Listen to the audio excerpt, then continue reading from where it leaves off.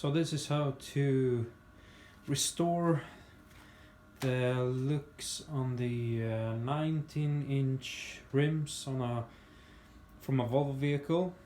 And as you can see here, these are really, I mean, they are so nice, these rims. But unfortunately what has happened here is that the clear coat has started to loosen here on parts of the surface, so that does not look so nice.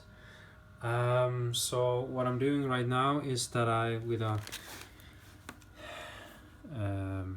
this tool here, I'm removing all the clear coat from the surface here.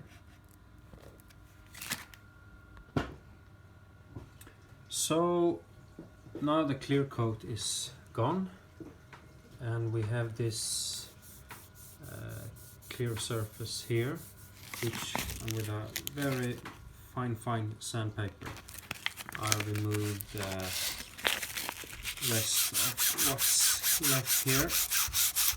And after this we will start to mask the wheel to be able to start to clear coat once again. So masking is done. Now we start with a clear coat.